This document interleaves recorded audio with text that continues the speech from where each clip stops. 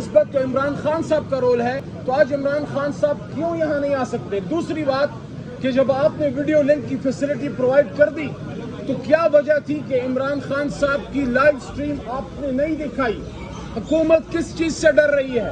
میں نے بطور عمران خان صاحب کے سابق کابینہ کے ایک ممبر، ان کی لیگل ٹیم کے حصے کے طور پہ اور ایک MNA کے طور پہ آج باقاعدہ چٹ پہ لکھ کر شہباز شریف صاحب کے وکیل جناب مخدوم علی خان صاحب کے سامنے رکھا۔